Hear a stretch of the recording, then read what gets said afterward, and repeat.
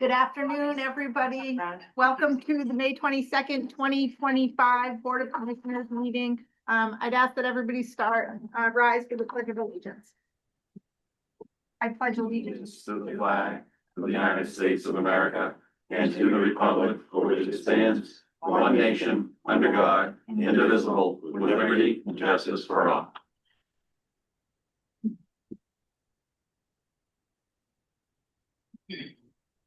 So in attendance, we have all three Board of Commissioners, Commissioner Godu, Commissioner Tombrello, and myself, Commissioner Kate Coyle. In the room, we have a number of department heads. We also have some guests from Revision. We welcome you.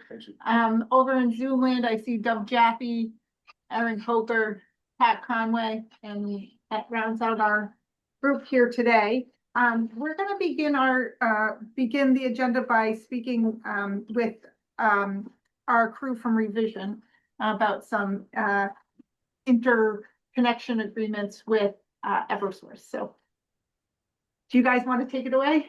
If that's okay with you. We would love that. Thank you very much. Thank you for your time and for making yourselves available to meet with us today. We greatly appreciate it. I know it's not easy to change your schedule at the last minute. We are in critical time and we appreciate all the boots on the ground.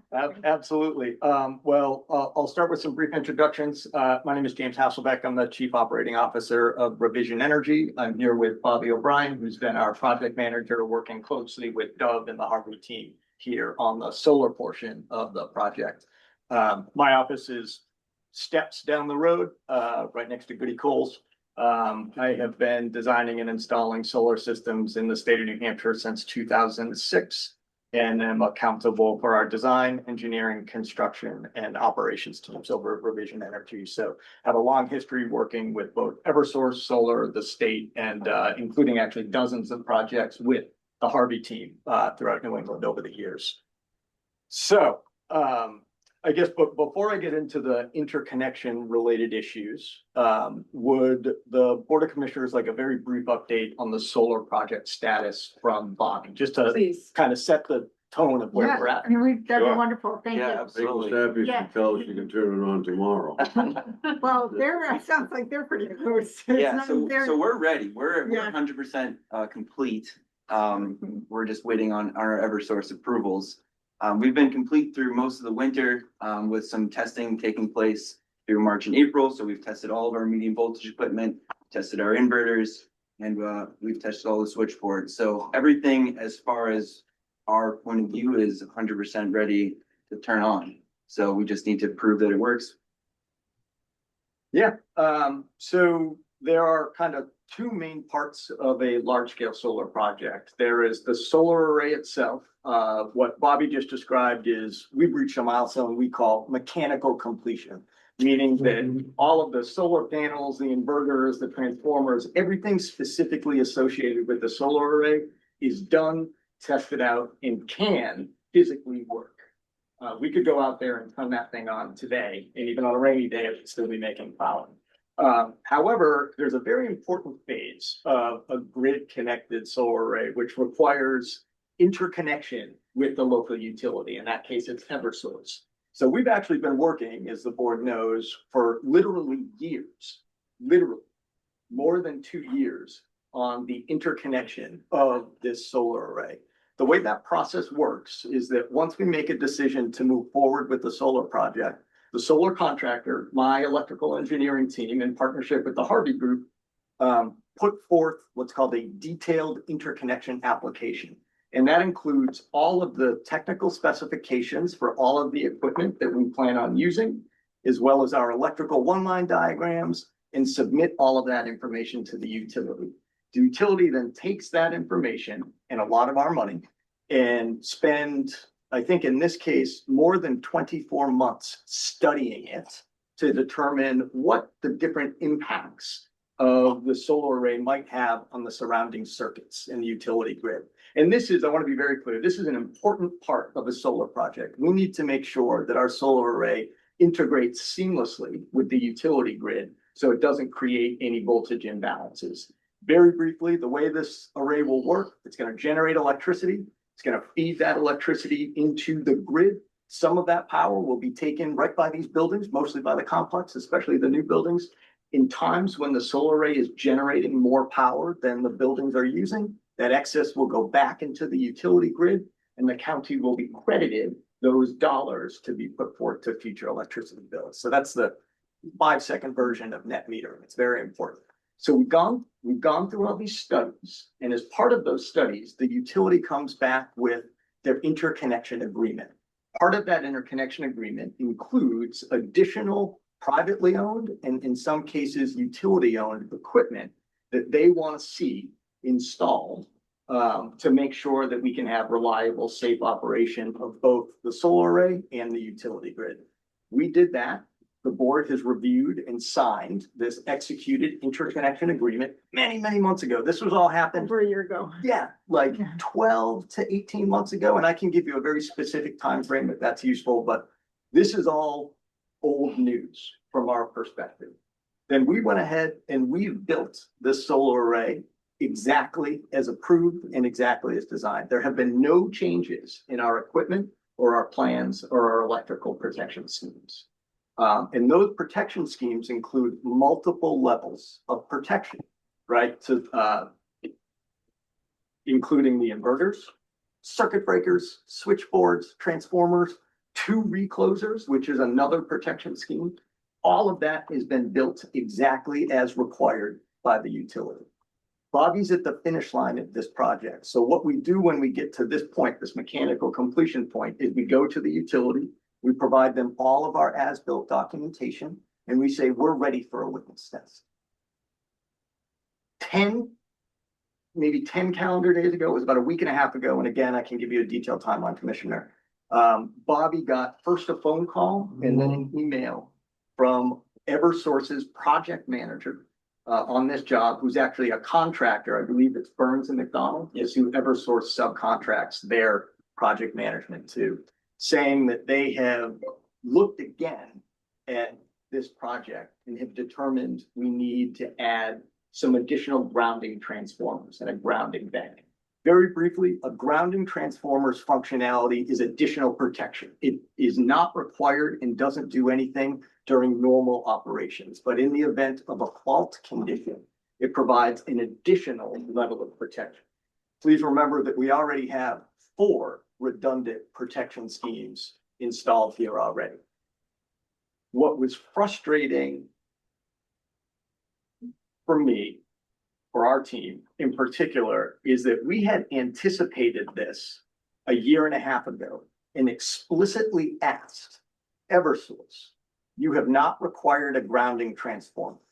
Are you sure that is the case? And they said in writing, no, this project does not require a grounding transformer. And then they have included that in both the interconnection studies and the interconnection agreements. So this is a significant change at the last minute of this project. To give you an idea of the scope of change, it's not a hugely expensive piece of equipment, but rework is expensive, right? So we're probably talking low 6 figures for the rework and this transformer grounding map. But more concerning is time frame.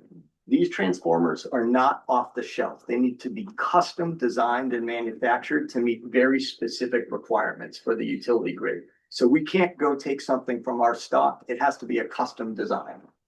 Best case, 6 months, likely 9 to 12. So that's an unacceptable outcome. We all agree, right? I just wanted to give you the frame of reference. We do add grounding we build these projects throughout New England. We add grounding transformers roughly 10% of the time. It is not a common, but not an unreasonable requirement. And if this has been included in the initial interconnection study, this would not have been an issue at all. The problem is only timing and a significant reversal of what we had been told before. So our goal, obviously, is to get this system online and energized immediately. I am a Rockingham resident. I want these electricity savings on my tax bill. I got 4 kids down the road, you know? So we are very motivated as an organization to get to our final completion deadlines, as I know you have schedule pressure as well, and to start providing savings to these residents. Before bringing this to the commission, I went to my contacts at Eversource above the project manager, including their distributed generation manager for New England, their VP of government affairs, and their one more person who is in my email note, but they're kind of senior management in an effort to resolve this amicably on behalf of the county without distracting you. And I failed there. I have also asked them to provide either a legal or technical reason why they have changed course, and they have failed to do so. We have an airtight documentation trail where Eversource has told us we do not need this piece of equipment. In the interconnection agreement, which is a legally binding agreement, which you guys are the parties to, and I want to be clear in the kind of dynamics here. We are here to support you and we will guide you as much as you like. But ultimately, this has to come from the county because you are the legal entity on the other side of the interconnection agreement. There is actually some pretty specific ways that changes to the interconnection agreement must be handled. And I tried to summarize those in my pre-notes to you. Those were not followed. So I've shared a lot of information pretty fast. I'm going to pause before maybe we talk about what's next and answer any follow-up questions. I have a quick question. Yes, sir. What happened when you made the request to make this change? What was the response that you got from the VP of Government Affairs or whomever else you spoke with? It was their Director of Customer Relations and the Eversource organizational structure. It's this gentleman, Carl, who is Revision Energy's primary contact for escalated customer service issues, because distributed generation and interconnection ultimately falls under his team's authority. His initial response was, "Thanks for putting on my radar. I'll look into it." And then the follow-up response, maybe 3 to 4 days later, was, "We are going to continue to make this requirement with no additional why." Have we talked to legal, the legal team at Eversource, because Not That's my- yet. I wanted Yeah. to be, but in that reply,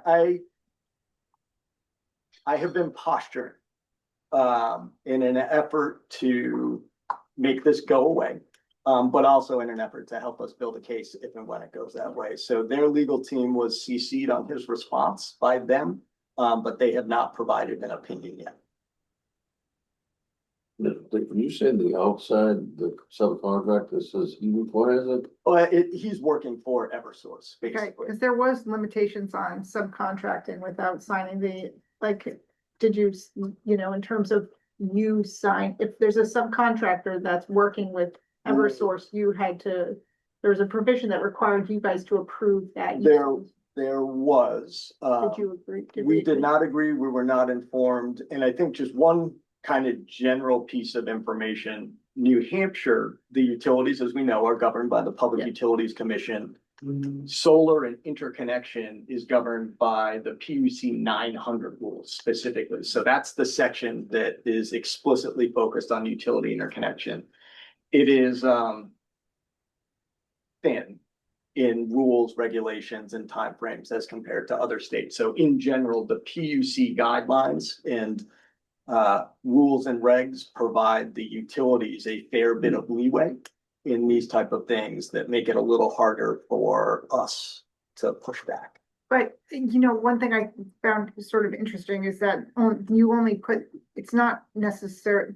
The more common scenario is that you don't require a grounding transformer in these projects. Correct. So you asked for it, but there was no way for you to have an expectation based on typical, installation projects that you would need one. Correct.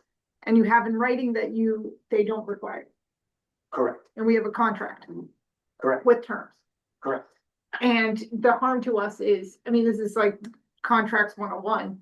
The question is just a issue. To me, it's like very simple. We have a contract and in writing, signed by the parties to charge. You have the explicit term with respect to that. They're essentially breaching the contract. So, and we have, if they fail to have us go live by our requisite date, we're talking harm to the tune of millions. Because it's not just the installation, but it's, or even just the delay in startup, but there's the other tax consequences for us that, are gonna be significant. So to me, it's like, okay, well, it's time to engage lawyers to address this issue, because to me, I mean, and I read the agreement. Was that useful? The Yes. content, okay. Yes, We were trying to kind of steer you in the right. Yeah.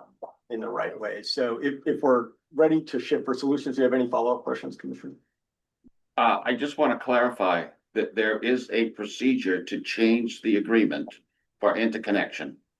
And they've not followed that procedure still as of now. That is our assessment, correct. So I'd like to see a copy of what they did send to us. Sure. Requesting it. And it's essentially Eversource, not the contractor. That they're working. They might have directly gotten a for recommendation from the contractor, Eversource. but But this is It's an Eversource. Eversource. We should focus on the. Eversource Yeah. is the, He follows is the issue. So if we choose to take legal action, it's with Eversource. Correct. correct. They're who we contracted with. Yeah, I'm happy to share that correspondence. It is it will be an unsatisfying email trail with roughly 6 sentences, 4 of which are mine.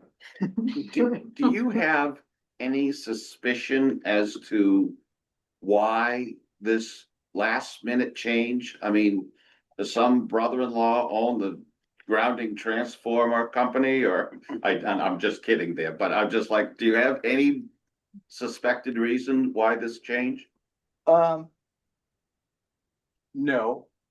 However, what I can share with you is that Revision Energy is experiencing increased friction with Eversource interconnection review and approval, primarily for other projects across the state, primarily in timelines, as well as adding, in our view, in my electrical engineering team's view, overly restrictive and redundant equipment that does not provide value to the ratepayers, which we're ultimately thinking about. So this is a theme, so much so that not Revision Energy, but several other solar developers in the state of New Hampshire have an open and active dispute filed formally against Eversource with the PUC for scenarios exactly like this.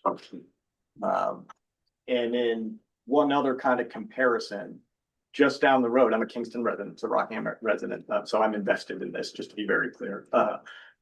We have built, Bobby has built a project larger than this one, more complicated than this one, in roughly half the time. The only difference is the utility is Unitil. I'm trying to be diplomatic. This is a very frustrating scenario for me and many other municipalities and counties in the state of New Hampshire right now who want to do projects like you guys. You won an award for the best project, the renewable energy project in the state of New Hampshire. The county has set that leadership there. And there are many other municipalities and counties who want to follow your lead, and they're being hamstrung by overly burdensome utility requirements. That is James Hasselbeck's official one.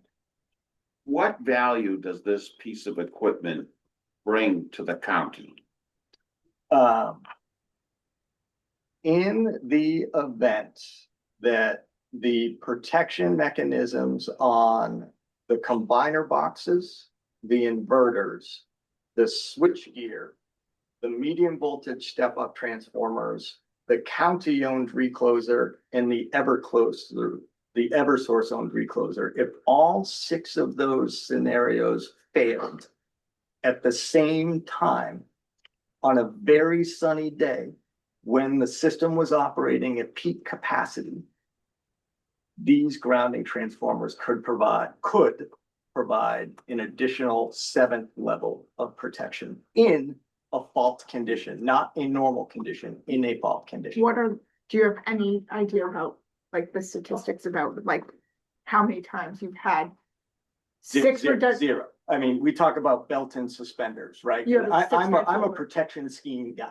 It's like, Yeah. safety is our thing.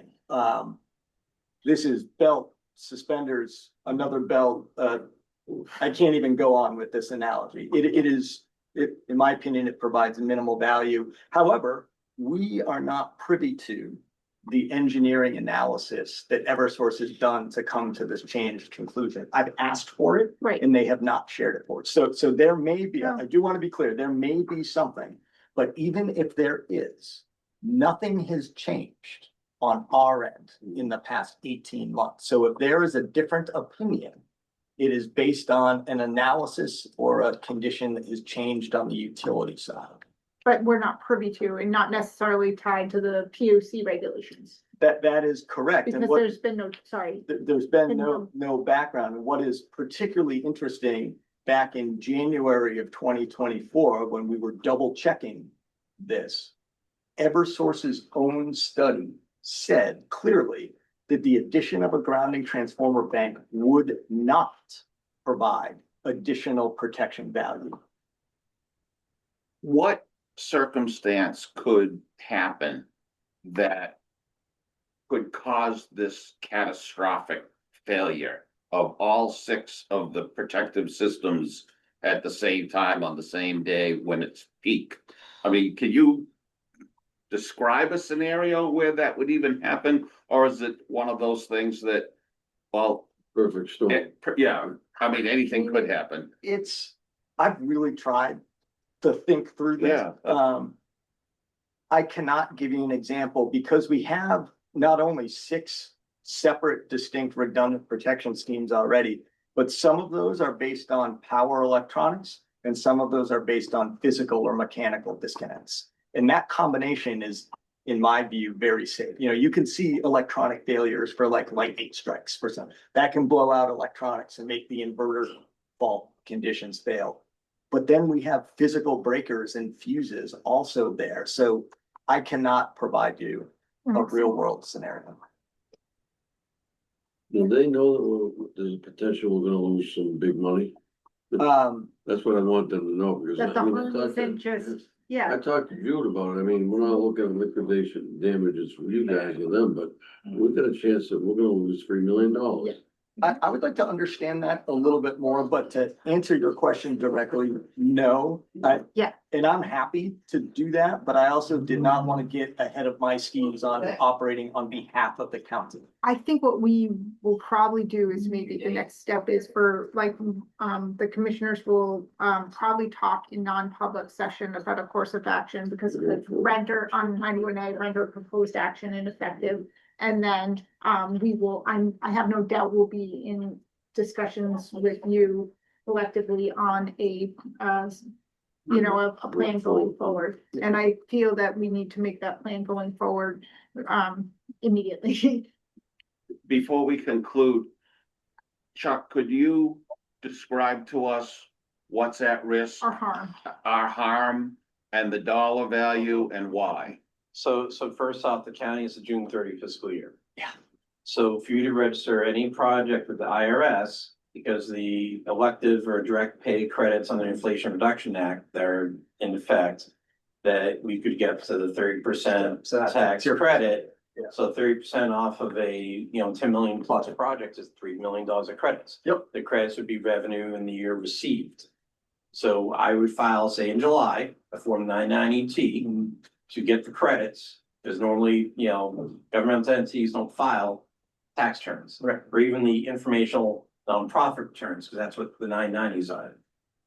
As far as informational nonprofit, returns. But with the Inflation Reduction Act, specifics on elective pay credits, you file 990T. You would file in July for your earnings is 30/25, the 30% credit. Yeah. So again, Yeah. simple math. So that's it. It was the county's fiscal year. Correct. Where we typically operate on the calendar year. Yeah, Now I understand. Yes, So June right, 30. which is so- why the getting it going Yeah, live we're before the ready. end of the Yeah. fiscal year. The only thing that we're hamstrung by, as you identified, was And obviously, there's a very much a risk as things go on further with federal developments. Yeah. How much clawing back or elimination of such tax credits might occur. Yep, and one, just as a contingency plan, because that's what we do as construction companies, we have contingency plans. The very specific requirement you need to hit before the end of your fiscal year is placed in service. Now, what that means is the system needs to be energized and turned on, does not need to stay operational. One more question, Chuck. If we did not get the tax credit this year, barring no changes in the federal laws, which I understand is a risk, would we get it next year? Yeah, Or- but To the- But that's to the- only to- if- I need to, basically, I wouldn't be able to register this project with the feds until fiscal year 26, and we're getting the funds in 27. So And we that set a budget. means like over $3 million in loss So from But this year's for budget, this year. It's budget. So Mm-hmm. I just have a question with respect to placed in service. Mhm. In order to placed in service, we still need Eversource. So essentially, like you're saying Eversource could turn on and then turn it back off. So But- here's, and I want to be very clear, this is not where I want to go. No, I don't think that this is But- proper. But understanding that $3 million is serious, right? What we would need to get is utility permission to operate from Eversource. Then we could place it in service. We have to show generation on each of these inverters. And for no period of time, that is the end of the IRS requirements for direct debit. But that's also not the end of the financial harm though. It's not, Right. Nope. So Correct. net metering would not occur. Right now, we have net metering for the whole fiscal year in the budget. And For the supply cost side, of installation. we would also Oh, lose so on it's more than renewable 3 million. energy It's way credits as well.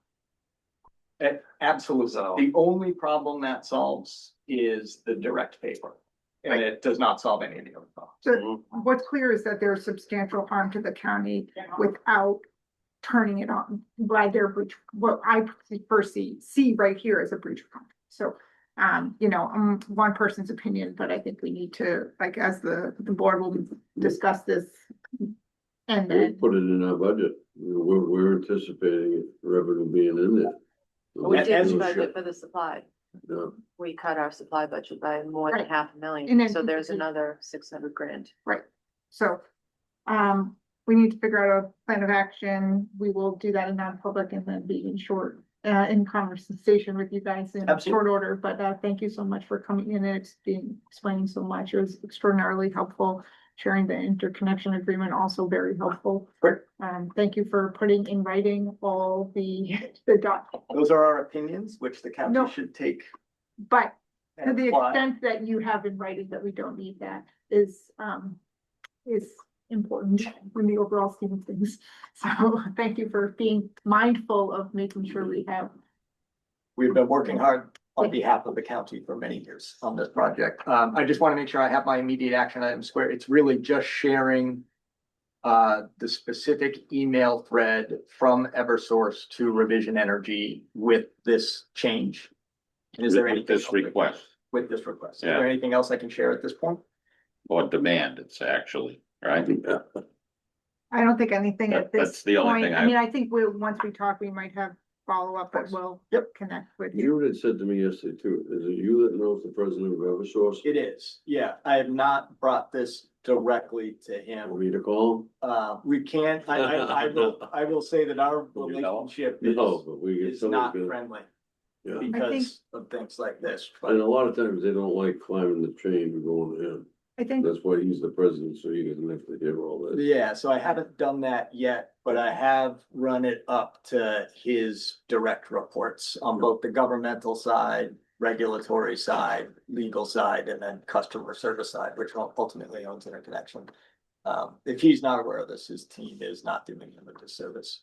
We'll discuss the rest of these plans in non-public. Yes. That's what you're Excellent. trying to spit out, right? I'll keep my mouth shut. We are just down the road at your service. thank you. Thank you so much for your time. Excellent. And that was an excellent overview Yes. of the situation. Yeah, it could be a Appreciate that. celebration. Yeah. It should be a celebration. Yeah, we should be Sure. doing a ribbon cutting, not, worrying about, I mean, that's where we, and in, by, you know, for all, because of all your efforts, really. Our efforts. Yes, obviously the team here, I know there's been a lot of people involved in making this thing go, and we appreciate it. Okay, Great, Okay. thank you. Thank you for your time. Sure. well. Nope.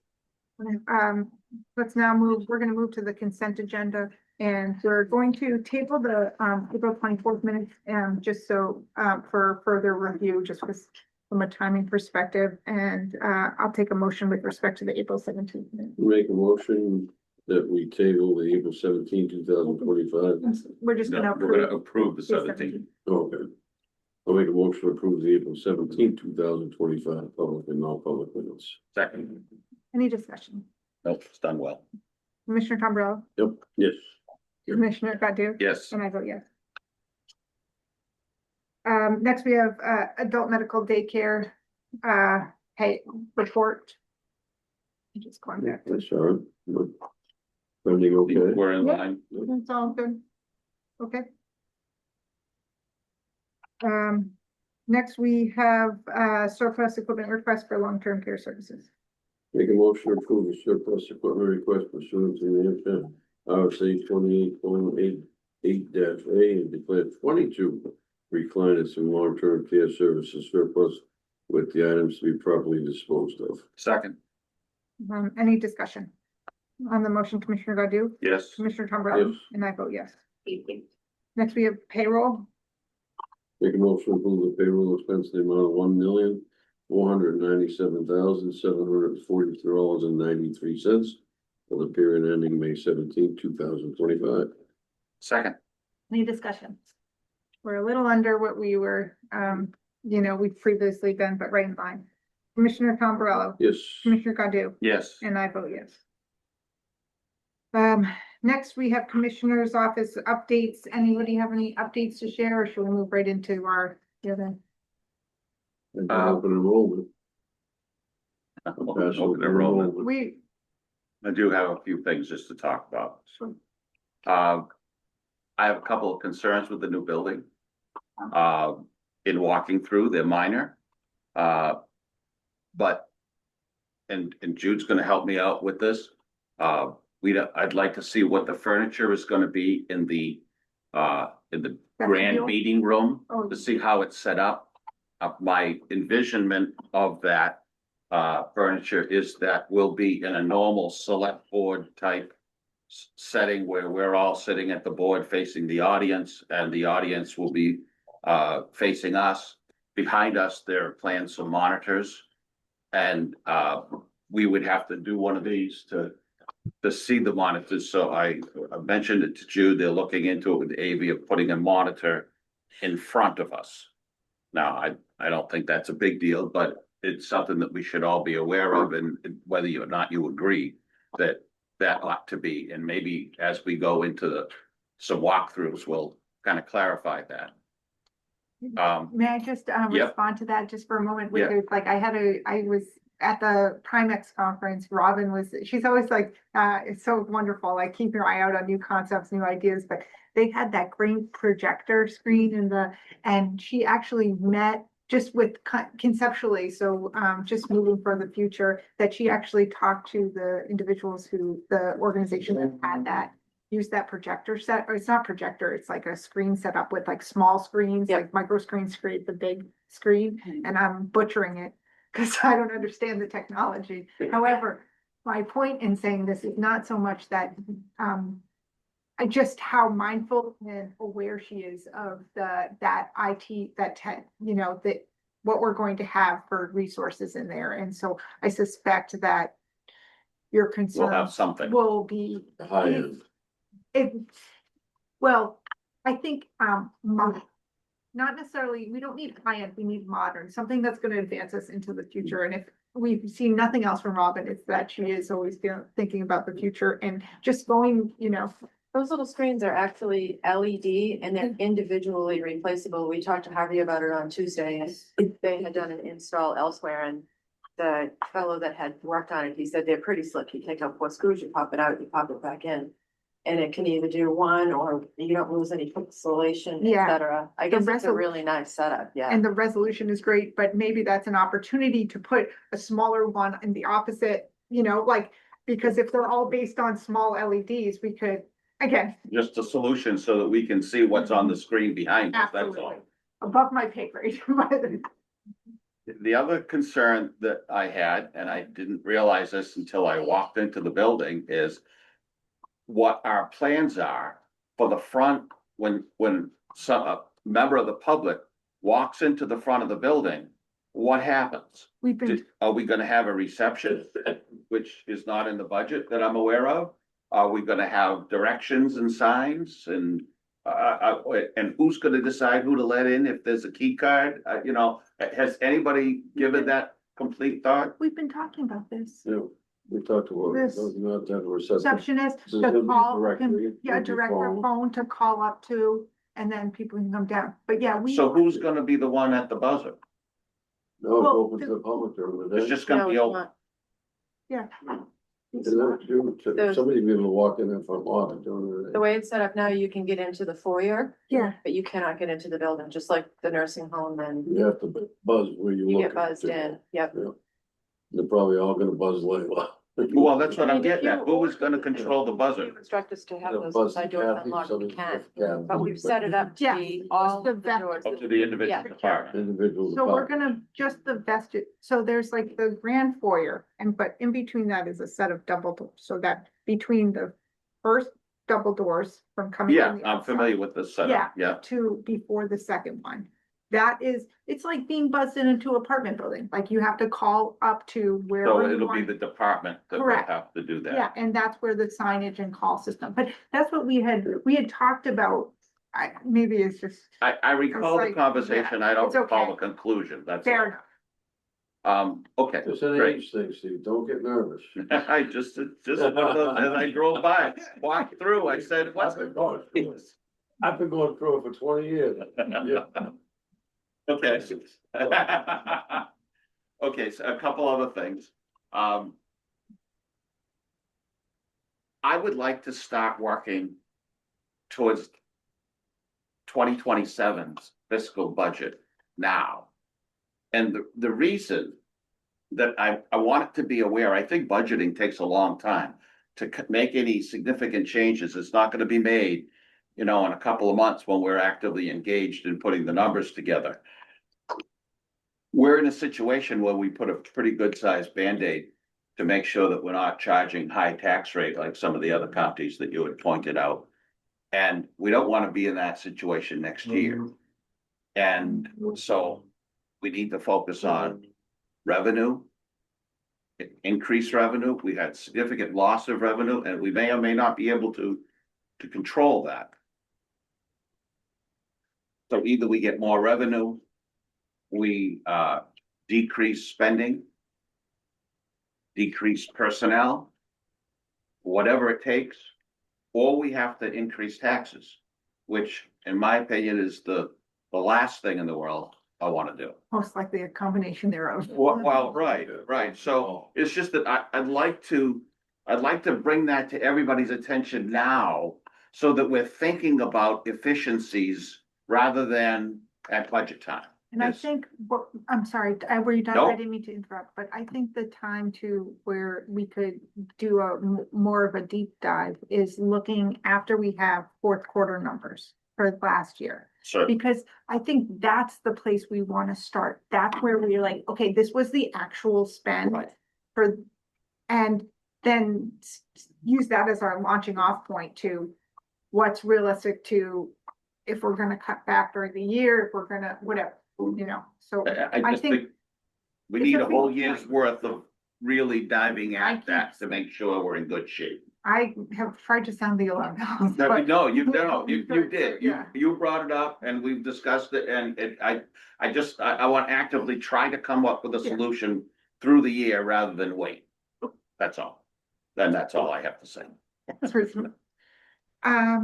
I'll just speak briefly. There's a number of us at the Primex conference. It's always a really useful tool. It also, again, to the extent there are other, not just the, attending the sessions, but the ancillary benefits of things like getting information about IT or otherwise. So that was really good. We have a number of discussions. I'm gonna keep it brief because the first thing we have next on the commissioner's agenda is the Water Tower Cafe meal vouchers, as well as, and you may notice that there are, we've changed a little bit in terms of our snacks provided at the commissioners meeting. And so it's looking like the way we're tracking and then the way we're being, like some of our invoices, we had an invoice for, I think it was 15 waters and, or maybe 20 waters and 15 granola bars. And 20 waters and 15 granola bars cost us $60. We were charged $60 by the county. So I can assure you that the 40 waters, 50 granola bars and I don't know. 30 cans. How many cans? There's 30 cans. 30 cans was significantly less in cost at BJ's because I purchased it myself. And what I think the bigger issue is we are trending significantly over budget with dietary. And that's not a product. This is just our invoices are coming in very high. And so I think, and this is for sort of department heads, I think we are all in agreement that we need to do everything to stop the bleed, if you will. And that's taking sort of from our own personal efforts in the Board of Commissioners meeting all the way up to we sent a note out to Layla kindly sent a note out that we are going to stop catering and these costs that are that anything we can control, we're trying to control at this point because we're talking about we're going to need to find a bunch of money by the end of the year. I had 10 of them on my desk. You saw me rip them up. I had them on my have. desk. I'm like, okay, these aren't any good. So that's including vouchers, that's including catering, all sorts of things, anywhere. So the question I have is, why are the invoices coming in so much higher than we expect? Is it because we've ordered a whole lot of extra catering, or are there some? If I may. Yes, thank you. So I think it's kind of a multitude kind of component. So Glendale, when it was acquired by Whitson's, their billing drastically changed in how we see. So we have transparency in seeing things that we didn't before. So I think that's one of the first pieces. We've had 2 months under that billing cycle. And it's the first time that we have seen the invoices similar to the granola, the waters, and truly able to get some of that cost. The other piece in that transition is there's a whole lot more documentation. We're talking hundreds of pages that we're going through, at least the AP, to kind of look at and mitigate. There are a few questions that my team has kind of identified. And I have a call next week with Whitson surrounding that. And I think some of it is just a product of the way that the contract is built. So they're having staffing challenges. So they're bringing in staff from a float pool to meet those needs. However, those are higher salaries and now they have a travel charge. So it's a compound of multiple things. But I have a meeting next week and there's a few areas I think that can be identified that will have an impact. So overall, it's because Whitson is running the show instead of Glendale. No, I don't think that's a fair statement, and I apologize if that's how I Okay. construed it. I think that the positive in that change is that there's more transparency, so we're able to identify things that we didn't before. In that it has allowed us to ask questions. But anytime there's a transition, especially when it's in that sense where it's one company to another under the same contract, I think the aligning the systems, that there's potentially some things that is a conversation that I'll be having with Whitson's, that it maybe a communication or the way that the training, me telling Allison, maybe there was some telephone in there. So I think there's some opportunities and some questions. I don't have the answers yet. That call is next week that I'll be having to get some of those pieces, but my team and I, a few of us have spent a lot of time looking at all of these invoices. We have a list of about 24 questions and clarifications that we're looking to get surrounding the bills. In the interim, though, everything counts. The end of the year, we have nursing home week, not to put you on the spot, but we have Department of Corrections, we have all the delegation meetings. HR has open enrollment meetings. It's a busier time coming out of winter and there's just a lot more. So you do see that increase in catering in those events as well, which then would have an impact and ramifications. When you take that, then you add in the staffing challenges, they're now pooling and filling it with more expensive individuals to meet that need. So our residents and the inmates get it. I think it's not a singular thing. Okay, that's fine. So as a result, we're getting rid of all the vouchers that we have. We're not gonna give out any vouchers. We're asking everybody to destroy the vouchers. I got a memo on that. Can we get outside catering instead of to all these events that are happening? So for the new hire orientation, I had one or two, so we didn't do anything. We just supplied water and we Yeah. had granola bars. We have a bigger orientation with about 10 or 11. I'm just gonna get sandwiches at the local shop. Pizza. They have, Yeah. and buy chips and stuff like that. That's gonna come out of my office supplies or new hire line. I think I might have one other group that not as much, but something like that, but they'll eat there instead of sending them off at the voucher and stuff like that. So that's what we're doing. And some of the other things, we have a resident store that our understanding prior to this was that it was at cost, but no one really validated that.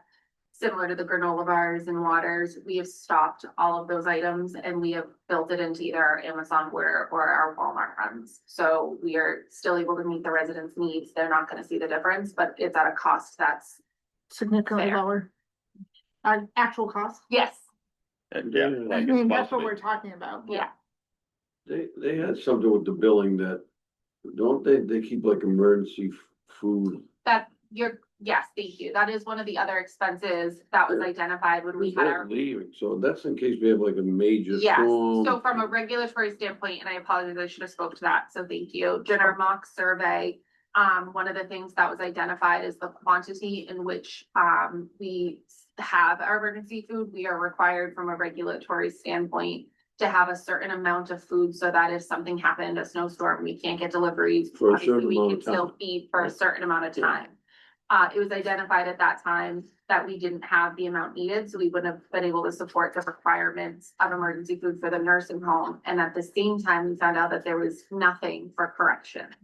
So in an instance that would happen, obviously both would be needed. So there was a larger order in one of the bills to bring us to a regulatory component for not just the nursing home, but also for You can't Department of make Corrections Food for, to have in an emergency situation. So thank you. I did neglect to state that that was another cost that was obviously unexpected, but from a regulatory, a safety and a liability, it was necessary. If we don't have for us a standard, but every place I've been at, we've had enough for 4 or 5 days because a major storm and it gets shut down, or we have major exposure and we can't let anybody out. It's pretty standard. And then to find out that there was nothing, knock on wood, that nothing has happened during that time frame, because I have seen it happen before. We've used emergency rations, so that was definitely alarming on our end, and I'm glad that was found out and remedied. That's why was a significant bump in that. And who was supposed to monitor that was happening?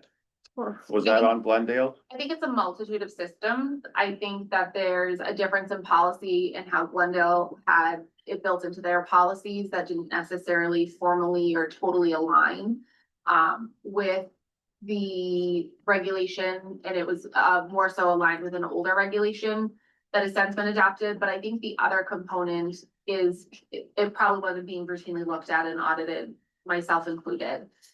But when you think about it, if you think of it as kind of like a pantry stock you're not supposed to touch, but oh, the rice didn't come in for my order this week, so you wait. I'm gonna grab the rice. Well, maybe that person didn't say that they grabbed the rice and you don't miss what, you may not be able to catch one bag of rice, but when you do that Inventory. repeatedly and it goes down, I think as a product over time, sometimes you see that happen, and it unfortunately is something common if someone is not continually looking and there isn't a system around that. And I can only imagine through COVID and through the kind of continued impact that we have around deliveries at times, that it has sometimes probably acted as a safety net to be able to meet the needs in the moment. Thank you.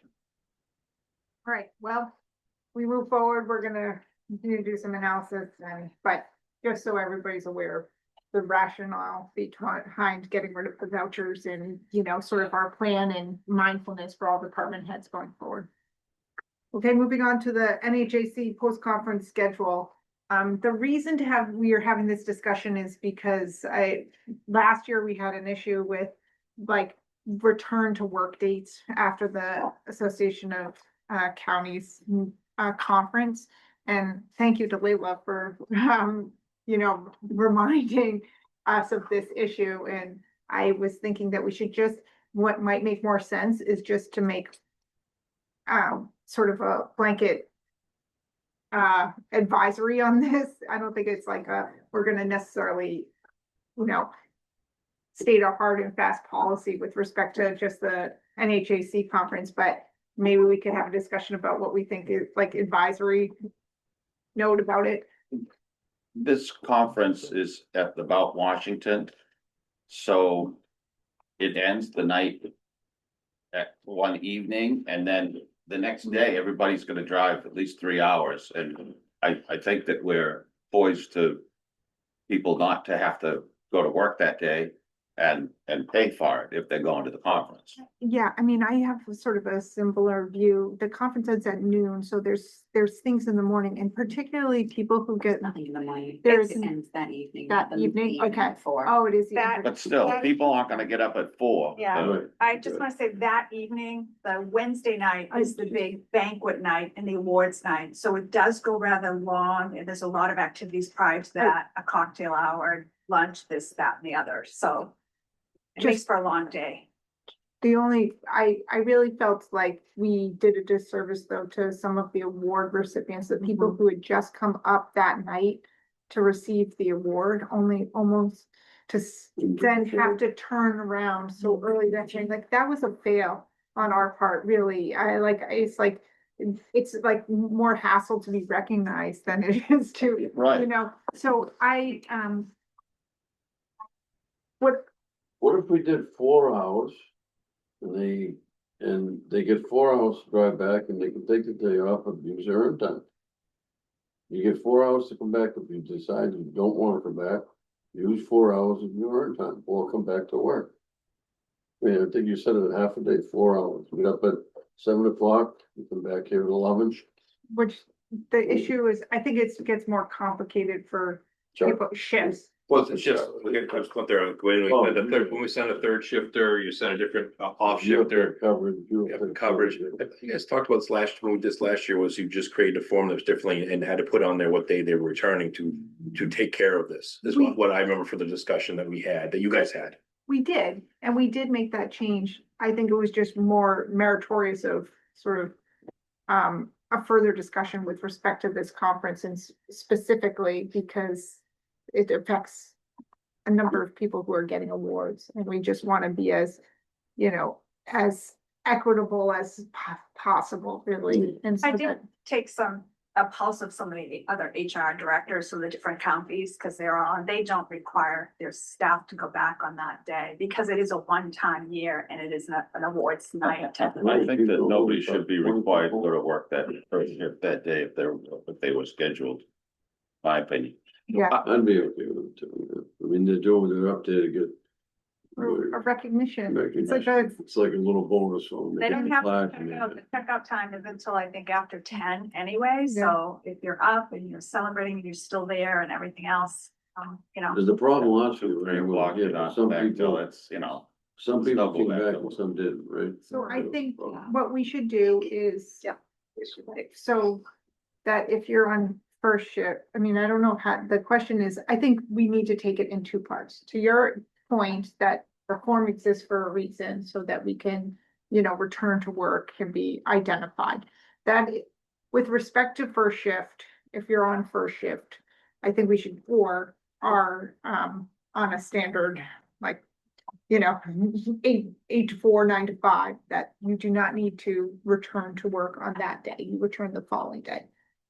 It's more complicated for those on second and third shift, and in there, You that's handle them the- individually. correct, and we, as, you know, approved by, you know, after review by the department head or ODD. You should change the schedule form so that it works and they're not Then, having to come back on that day and then having to go third shift at night, so we yeah. change things around to make sure. So that, That's not always feasible for all of us. Yeah. no, but Think maybe about we it. could, I mean, we can try to, Yeah. that's why with respect to second and third shift. Yeah. We handle it a little differently and that will give discretion. Does Yeah, that make and I think it's like, advisory. we don't know who's won the award yet, but even thinking about if it's someone who's working my third shift and now they're driving all day, then they have to sleep, now they're coming in and they're responsible for the safety of my residents, that really does give me some concern. Right.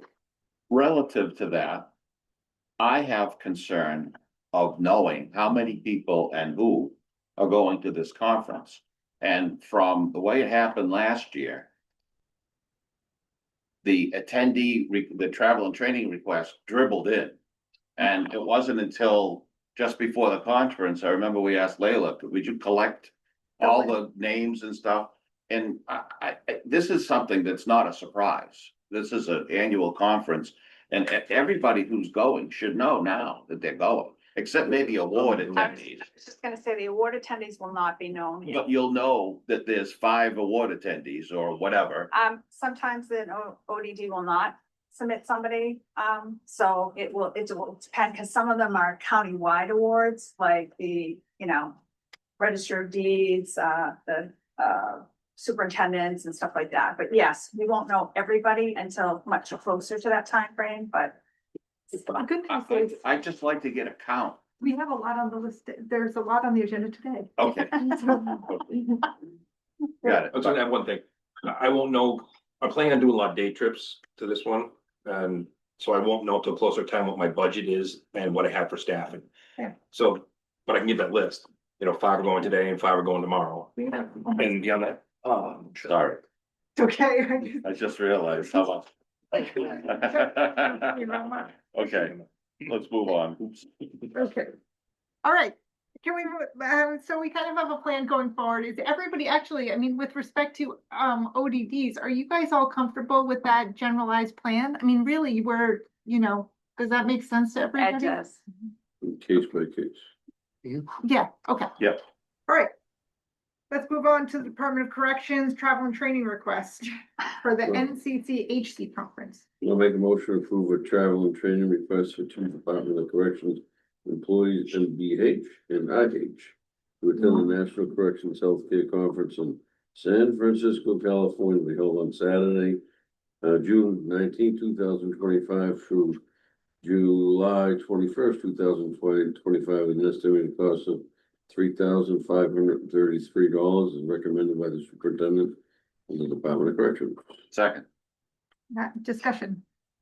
Nope. Just that I've seen one of these attendees give trainings, and she has done an excellent job. And so in part and parcel of that, going to trainings is a wonderful thing, because she's bringing resources back that she really is sharing with the community.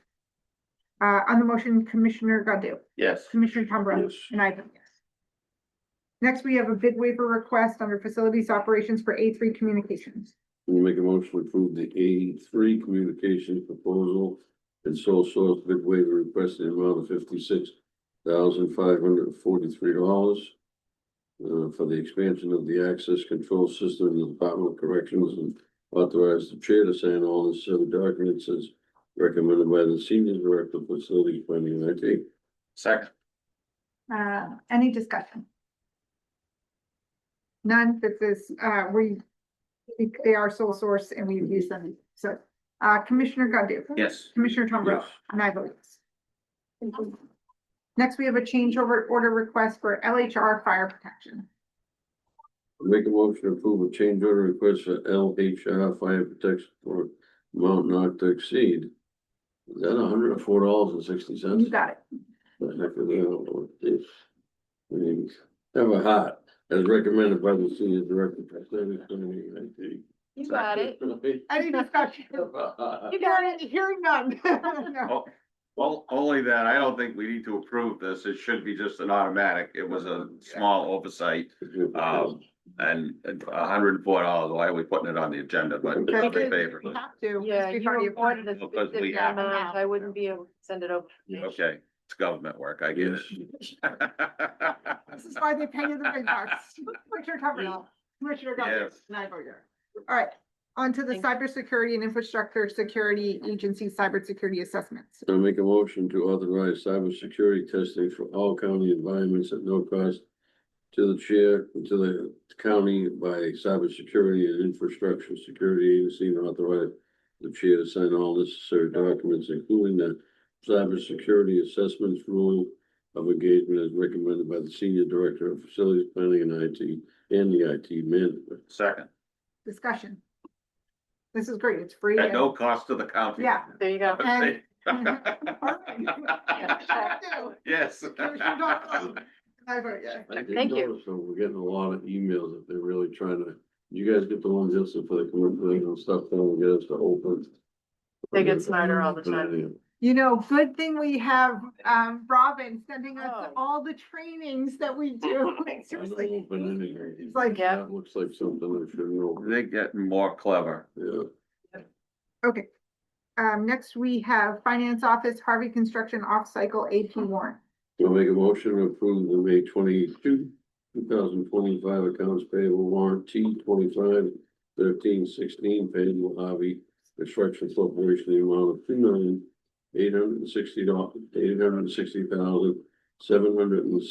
$2,860,777.19 as recommended by the Senior Director of Facilities Planning and IT and the Senior Director of Finance. Second. Discussion. As I have for all 22 previous, payment requests, there's not enough backup on this to get my approval. And I will have a motion later on this subject, but I think it's probably appropriate during new business, so I'm not in favor of approving this. Anything else, Commissioner Tombrello? Nope. Okay, on the motion, Commissioner Tombrello, Yes. Commissioner Godu, No, and I vote yes. 2-1 passes. The environmental assessment determination for 53 Cottage Road in Kensington. I'll make a motion to authorize the chair to execute the environmental assessment determination obtained by the One Sky Community Services to continue the process of purchasing the property located at 53 Cottage Road, Kensington, New Hampshire, for possible future CDBG project funds as recommended by the Senior Director of Finance. second, Discussion. Nope. Hearing none, Commissioner Godu, yes, Commissioner Tombrello. Yes. And I vote yes. Thank you. Next, we have a lease reimbursement resolution. I believe we have to read the full resolution. Do you want me to do that, Commissioner Tombrello? No. I can speed read. Okay. Okay. Resolution of the Board of Commissioners, County of Rockingham, New Hampshire, declaring its intention to reimburse themselves from the proceeds of the lease financing for certain equipment. The Board of Commissioners for the County of Rockingham, New Hampshire, the county has determined that it may be necessary or desirable to advance money to pay the cost of acquiring one 2023 John Deere 6120M cab tractor with John Deere 600R standards farm loader and collectively the equipment. Now therefore be it resolved by the Board of Commissioners for the County of Rockingham, New Hampshire. 1, the Board of Commissioners adopts this declaration of official intent. 2, the Board of Commissioners recently expects to reimburse advances made to or to be made by the county to pay the cost of acquiring the equipment from the proceeds of certain lease financing with TD Equipment Finance Incorporated. The maximum amount of financing expected to be issued in one or more series for the equipment is $147,649. The vendor supplying the equipment to whom monies would be advanced by the county is James Rosencrantz and Sons, $147,649 total. 3, this resolution take effect immediately upon its adoption. The foregoing resolution was adopted by the Board of Commissioners at its meeting on May 22nd, 2025. Second. Wow. Well, we're trying to be here. Anybody else? that was outstanding. So on the resolution, Commissioner Godu, Yes, Commissioner Tombrello, and I vote yes. Thank you. Okay, so let's move on to travel and training requests. Here we go, Commissioner Godu. Motion to approve a travel and training request for a finance office employee, CN, to attend the New Hampshire Association of Counties conference to be held at the Omni Washington Resort from Sunday, November 9th through Tuesday, 2025, through Tuesday, November 11th, 2025, for an estimated cost of $1,651.43 as recommended by the Senior Director of Finance. second, Any discussion? My only discussion on this is that I'd like to get all this conference request in. I don't know what the deadline ought to be that's reasonable. The end of June would be great, I think just. except for the, Superintendent Henry's, point, it's like some of it will be where things land financially from their budget for on conferences. So Right. the day trip, yes. So what I can give you is like for us, you know, I booked 3 rooms. I don't have 2 names for the other ones yet because I'm see what's gonna go. I can give you that. I can bring it, That's great. I can bring it forward the money wise. that's what I wanna know. Yes. Three rooms for 6 rooms for, you know, whatever the numbers are so that we can see it. If you're okay without the initials, I don't have them, but yeah. I don't need the We- names. Could we do it for September if possible? Because I haven't even sent out the notifications But- and stuff, just to kind of get full. But So I just have a question, Yeah. because maybe I'm doing it incorrectly. So I filled it in with award recipient as just the name. That's as like, perfect. It was a lien, but Oh, well, preemptively, perfect. it was preemptive. Will I have to come back and edit with the initials after the approval if it's, once the award is done? I think technically you would have to, because you're gonna submit the Yeah. conference, you can submit that paperwork with Great. that individual. And we can just put in the motion as already, you know, sort of from pay Great. approved. So we just identify. Like I booked 1 night for the award recipient. I booked 1 night, 1 room. So I can bring that forward saying it's one I wanted for if we have the award recipient. That's fine, that's perfect. My concern is how many people are going and how much money are we spending on this? And I don't wanna wait till September. Okay. To find that out. And I don't need all the details. We don't even have to have all the paperwork in, as far as I'm concerned, but I'd like to know from all the departments, how many people are going, and then we can get a calculation of approximately how much we're spending, so it's not a surprise and we're on top of it, that's all. Then I'll send out a general email because I'll talk about the awards in that, so they can start thinking ahead and kind of hopefully have an individual in mind that they can tell me. So, and I'll ask them to bring it Yeah. forward in an email or a form to you guys. And I think one of the other things that, from my understanding, that's different is last year it was not known it was gonna be at Omni when you were doing budgeting, was my understanding. We knew it was gonna be at Omni, so Yeah. it didn't, I would imagine it's budgeted, but maybe I'm sweeping out a check. That like we needed. And lastly, Yeah. I'll offer, I'm planning on using our passenger van to take people out for day trips and I can mix that around with other departments, not just mine, if that's something the county wishes to do, so we get more people. Actually, it's the 50th. It's a big one. So I'm gonna have somebody go up, drive it up and be there for the day of the training, come back, and then possibly the next day there for training and come back, all day trips. That's kind of like Merrimack County does. We send a lot of people on day trips and always send a few people on overnight, which is more expensive. How many passengers does your van So hold? that's, I think it's 10. It's all Jimmy. That's great. So. Yeah. Yeah, that'd I'll be give- wonderful. Yeah. I will give a Like, hint though, the van is not very uncomfortable, people usually wait. I drive a Jeep. Jimmy Dills is working on it, actually. They're Yeah, actually. I think you got a dock in the windows or something, I'm like, hi, and the guys, I'm like, oh, I don't think he likes us. Nah. Okay. You know this is being recorded. I don't say that.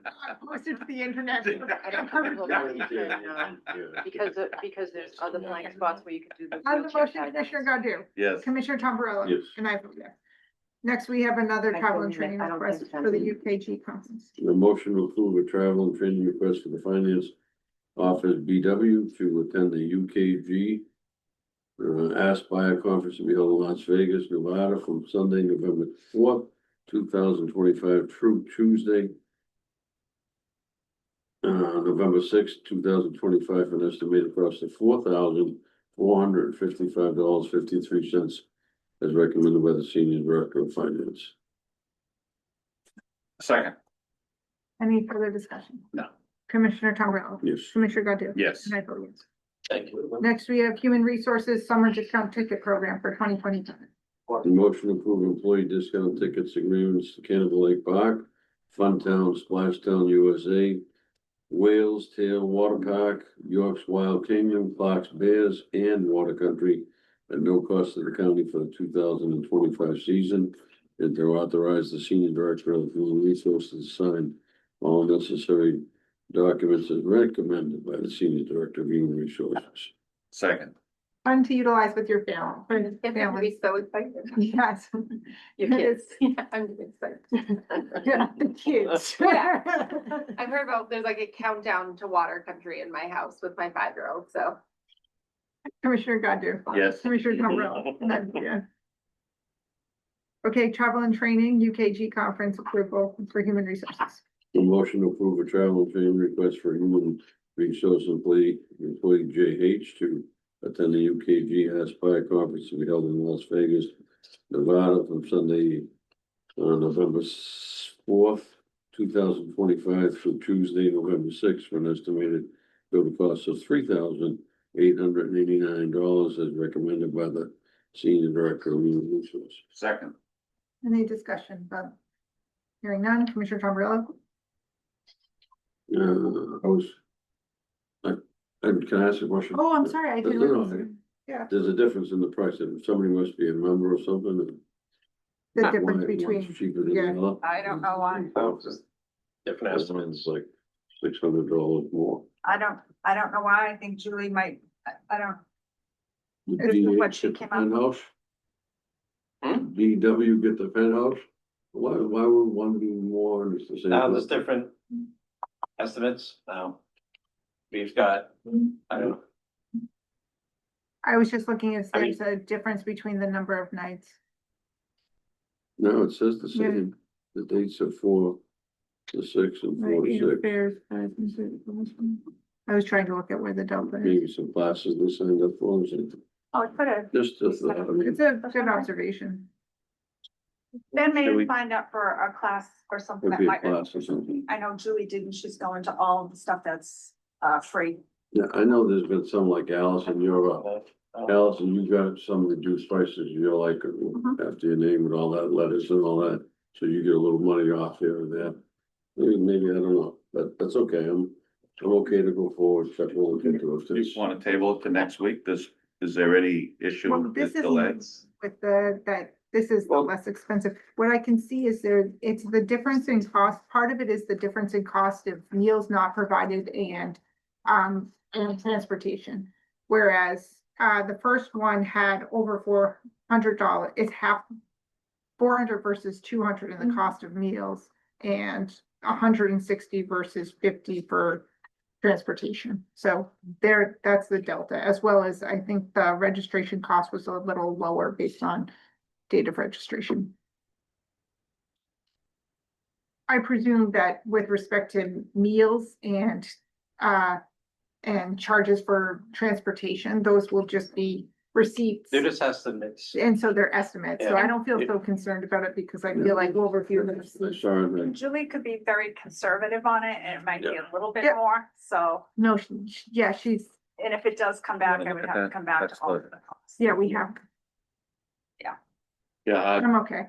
their estimates, that's not the actual bill, so They'll be, yeah. I'm sure they'll be fair with us when it comes through. Commissioner Godu? Yes. Commissioner Tombrello? Yes. And I vote yes. Next, we have, travel and training request for the NHAC conference.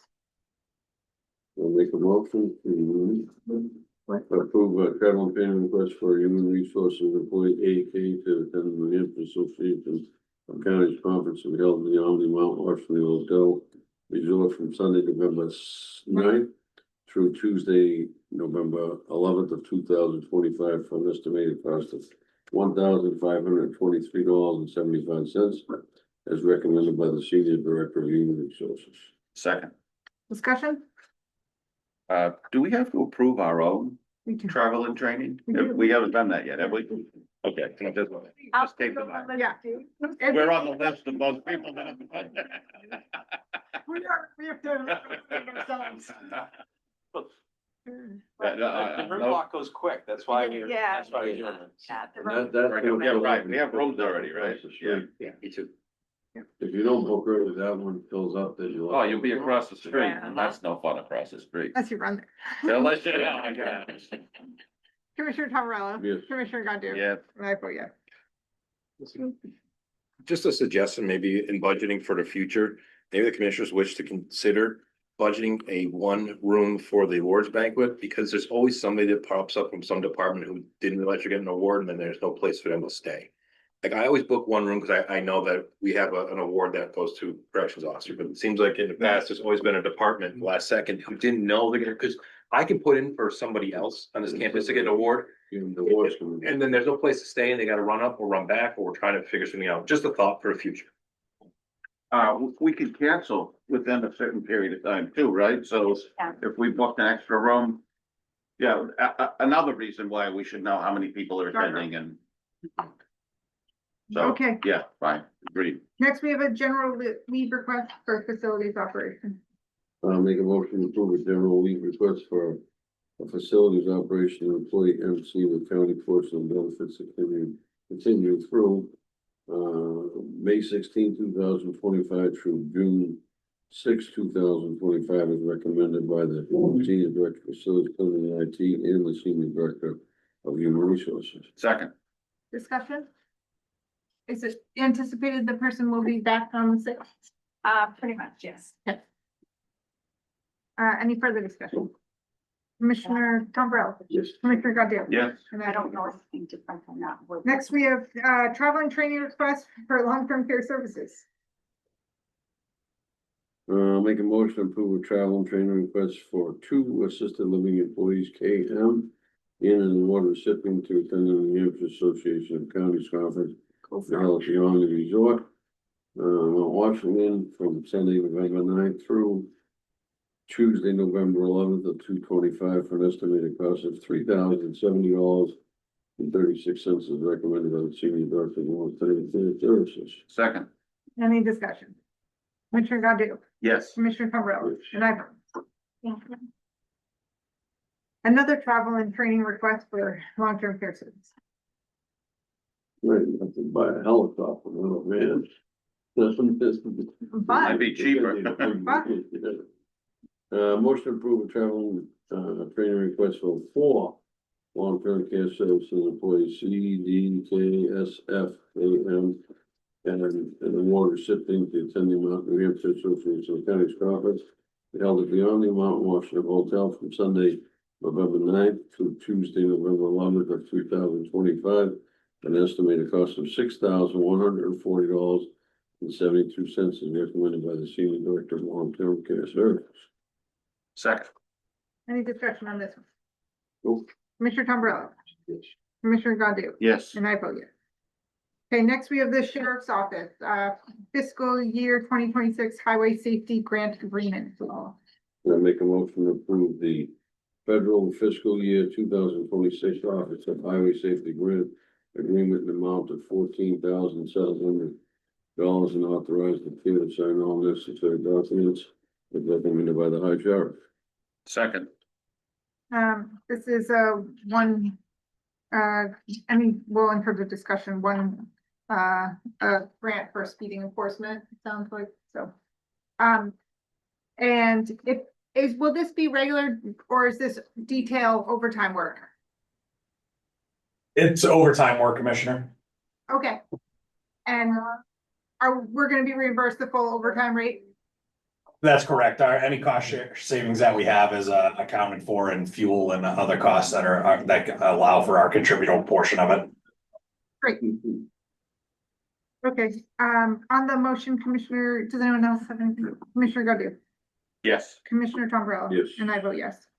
Next, we have a line item transfer. I would make a motion to approve the line item transfer request in the amount of $14,000 dated May 15, 2025, transferring from dispatch salaries to dispatch operators to the sheriff's salary bailiffs as recommended by the High Sheriff. second, Discussion? Nope. Why would bailiffs be higher, increase from what we anticipated when they're usually just like scheduled to shifts at the court? Just out of curiosity. It's increased in, especially an increase in jury trials. So all of a sudden, when we get the jury schedules that come out, there are times where we may have a jury selection day due to the number of trials where we may have a few hundred juror pool people coming up. So we end up having to schedule a lot more bailiffs to manage all those folks and the multiple courtrooms going on at the same time. So it's just a combination of us having, the 6 courtrooms in there as well as the circuit court. And then mediation and other things that they need bailiffs for. So there's just been an increased need for scheduling of additional bailiffs due to the court schedule. And this is monies provided for this are eligible for reimbursement for the state for bailiff reimbursement. When you say eligible, you mean we will be reimbursed entirely from the state? That's what's been happening, yes. It's always contingent on their budget, making sure that this fund's available. Well, we have not been denied year to date or previously. But yes, any, they do cover the entire cost that we have for the bailiffs. Okay, thanks. On the motion, Commissioner Tombrello. Yes. Commissioner Godu. Yes. And I vote yes. Right into department head updates. Jude, would you like to lead us off today? Certainly, thank you. Good afternoon. All's well in facilities. We had a engine motor on one of the Blaisdell elevators smoke this Monday. It was an actual fire department response. It was pretty exciting, about 6:45 Monday morning. We do have to have the motor replaced. The other elevator is in service. I'll be bringing forward a transfer next week That one, to cover the expense of it. Sir? the elevator running? One of them is running, the other one is not. We have an estimate, the estimate for the repair is $10,500 from Embry Elevator. So I'll bring a transfer to you next week and then when what is it, June 18th? June 18th, June 18th. executive committee. They have one elevator, Driscoll's fine, Farrell's fine, and they've got one of the Blaisdells. So You said you had the money in the fuel? I believe we have money in electricity, yes. I'm If not, almost positive. I got a little Big sidetracked. asker for contingency, so. I'll ask You you. know, I'll let you know for sure. We're He has planning, never said no to me with it, as long as they give a little explanation. you're reasonable, sure. If we can do it within our own budget, we will, for sure. The backflow job, that huge water shutdown is scheduled for June 2nd, Monday, June 2nd. We're trying to nail down the exact timing, but it's gonna be most of the day with no water at all in the nursing home, not hot, not cold, no water. So it'll be exciting. When's that? June Second. 2nd, Starting the week it's a after. Monday. Yeah, it's not the kind of job you wanna do on a Friday. We did get the last piece came in today. So we'll be ready. We didn't want to do it next week. We're working on the Blaisdell 1 and 2 tub rooms. So we're widening some of the showers for folks. And that's taken up a lot of our carpenter's time. The wall's gonna be actually cut by an outside contractor next week, and then we'll be buttoning it back up and giving the tub rooms back. Hopefully Thursday. I expect they'll be done by Thursday at the latest.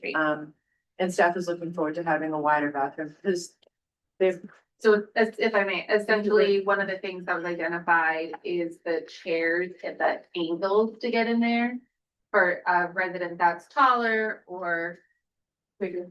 larger, bigger, it's too narrow and we actually our staff are having to physically lift the chair and do it. So from a workers' comp kind of ergonomic standpoint, this will allow them to safely do it without putting any risk to their body or the resident as well. And Duke team's been amazing at figuring out how to accomplish it when it was raised. Yep.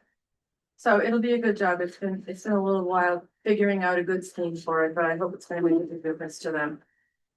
F and G rooftop units are going nicely. F is completed. The residents are back on the block. G unit was craned off yesterday. So we expect to have that job completed by the end of next week. Just allowed us to paint the entire Yes, F unit, yep. which was great. And your guys have been so flexible as far as like, could we please have a Tuesday and they were out of there on Monday so that they could get the electricians in a day earlier. It's really been going very well. As far as the building out back, it's going great guns. They paved Dodge well number 4 yesterday, I think, actually. They did the paving done to the new well. The building is, it's been formed up. We're waiting for them to put the accoutrements on it and install it.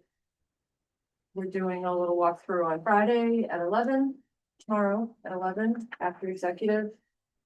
And, everything's going very well. Wonderful. Yeah, no, we're running. We're still pending permitting, waiting for DOT, waiting for DES. you know, the usual, but Yeah. we're ready. When we get the green light, we're ready to jump. It's great. Thank you Oswald. so much. Thank you, and thank you for letting, you know, Revision come in and speak to us early on. They're obviously really passionate about helping us and getting this thing going, so. So Jude, thank you for flagging it and getting, making it all happen too, because then Sure. it impacts all of us, so. Key. Gonna make this thing work, the truck's gonna get real gray if it doesn't. I know. Chuck, Good. Chuck's been Turn yelling at me. Yeah. a little more salt to the, Oh, we all so sad. good, Chuck. It's a little different than the picture. Obviously, many things, budget wise going on. Just a reminder that tomorrow morning is the executive committee meeting to go over the subcommittee proposed budgets. Also take advantage of it being in another executive committee meeting during the budget process to get a few line item transfers approved as well. It's also gonna be the first time that proposed resolutions are gonna be addressed as well at the meeting. And then immediately Can we get afterwards, them, excuse me, I didn't mean to interrupt. Are we gonna get anything before, 5 minutes before the meeting? yes, well, Wow, not from you, I'm talking about the resolutions and all that from the allegation notes. Really? Chuck, of course. Are It's you- all together. Does that You do- surprise you you? have, Chuck must have broken. I have a slight hand in them. No. I have a slight hand in those, so, He does no, it. Carol, Carol and I work well together, so. So, again, many things will be addressed at that meeting, let's see, then immediately you have to switch gears and work on getting the executive committee proposed budgets out, because they will be having their public hearing on Wednesday evening, June 4th, 6 p.m. in the Hilton. So that That's their means, public hearing, right? yeah, public hearings, because of notice requirements, the drop dead date to get things out is, Tuesday morning, because Monday is a holiday. So Tuesday mornings, my goal is to have as much as possible done, tomorrow afternoon. So right after that meeting's done, I'll go back upstairs and work on that version of the budget. One thing about that might help alleviate some of the issues on food costs around some events is that through NACO, any members of NACO in all 10 counties in New Hampshire are members, the whole APC, all 10 counties are members of NACO. There's a free Amazon business account. So what the plan is that there'd be each county would have like one singular account, and then you can have departmental users off of that. And so there is a webinar, I think it's scheduled for, June 13th, Friday.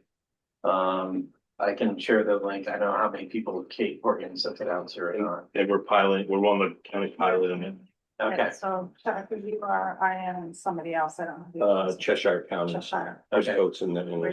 so that might help alleviate some of what we're going through, and even going forward, maybe not utilizing food services for some of the items. Just a thought.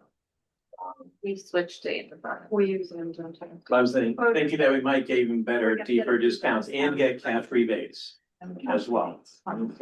So in fact, some counties like rely on this as a revenue source. So Steve, to your point, as far as looking at revenue sources, some counties really like Ohio, I think counties in Ohio rely on this like for thousands of dollars of revenue annually. So, I thought it's a partnership that the Association of Counties came forward with Amazon, presented to the executive committee and the commissioners council. There is revenue sharing basically there. We have an opportunity to bring revenue to the county based upon how much you use with Amazon. And since the county uses a lot, get that in a special business account at a reduced cost variable plus money back to us. This was presented, and so for us and Cheshire County, we're gonna pilot first. I would say piloting it is setting up the process of how to do this so that people can follow it afterwards. But pretty much everybody was very interested, all 10 counties, are jumping on board with this. Just need somebody to go through the hoops and how you sign up for it. so that's one positive thing that can help, On a similar note, I'd like to take a look at consolidating our paper purchases, for copy paper in a kind of a similar way? Every department's using copy paper, wondering if there's a way to, get the best price, or are we already doing that? We're already doing it. Oh. We already do it later. Yeah. I thought I'd For come up with everything. another 5 days. Thank you for being on top of it. That's a Sorry. great idea. Chuck, please continue. It's the age thing, Steve. So obviously trying to keep tabs on things going on that could have an effect also on expenses going forward. You might have heard that Eversource was requesting that 15-17% increase in distribution rates. Their public hearing dates with, Eversource is in front of the PUCs. I think last Thursday was the last date. Supposedly, unfortunately, they're not going to, PUC will not come out with a ruling or determination until early July. And that would have an effective date of August 1st. So we're not gonna be. My original estimates is it could be around 75,000, I think, or so to us. But But hopefully it that's- does, that shouldn't affect us, I mean, some of the outbuildings, but our regular overall thing, we should be selling it back to the grid and getting money. We're still Distribution. selling, I'm sorry. No, distribution, there's no net metering against distribution charge. It's supply charge that we net meter against. So we're stuck with this. Well, There's so one way that would be Eversource fair. can pass along So increases. then to be fair, we Yeah, should be through able the to charge transmission. them more, right, but that's not gonna happen. So keep an eye on that. I'll let obviously you, the commissioners, know once I hear anything about which way it's even heading before that July ruling. Also keep an eye on what potential effects that as far as the bills going through the feds, seeing really what do the Medicaid cuts look like? Is it truly there's no change to FMAP? Federal Medical Assistance percentage. That's good. And what's gonna happen going forward as far as any of the energy credits as well, because, again, there's been some news stories out there as far as because of that legislation to try to avail, governments avail themselves of all those energy credits now, if at all possible. So again, that kind of feeds into some of the discussion earlier with revision of what's going on with getting that array turned, live officially. Today and tomorrow at State House, the Senate's having a budget work session or work sessions about some bigger dollar items, including long-term supports and services. So that will cover things like county cap, provider rates, that was already quoted to be rescinded. But some bigger, dollar items in the state budget. So if it weren't for probably the meetings going on today and tomorrow, I'd be in Congress. But we'll see what happens with that. I'm sure we'll hear back right away from DuPont Group if there's what impacts there are to the counties. And I am going to stop. So thank you. All right, we're gonna move on to Zoom in. We're going right around. So, Sheriff? Good afternoon. Nothing really new to report, and I'll see you all tomorrow. Thank you. Thank you. Pat, how are you? I'm good. How are you guys? Oh, thank you. We're busy here. We finished up, we had grand jury last week, so we're pretty busy with that. I know I've talked a lot about the child sexual abuse image cases and how that's really exploding. We presented 4 cases just in that one grand jury session. So it's really such an awful issue that we're dealing with here. And just to tell you, show you how awful this is, during grand jury, we had one of our investigators testifying about one of the cases and the images that we both had to look at in order to prosecute the case. And he actually started to cry, which you don't see very often during a testimony of anybody. And he had to take a break and leave the room for a while. So these are just horrendous cases that we're dealing with here. And I'm happy to prosecute these people so we can keep our kids safe. But so anyway, very busy with that. We also were able to send about 4 prosecutors to a digital forensic training class that was put on. It was a couple of days that was put on by ICAC. So that was really good because we need all that training in order to deal with these types of cases. So, and it was a free training. So that was great opportunity for the office, and that's about it. Thank you, Pat. Thanks for all your hard work. Chantel? Hello, our census is 135 in the nursing home. It's 48 at assisted living. We have no cases to report from an outbreak standpoint.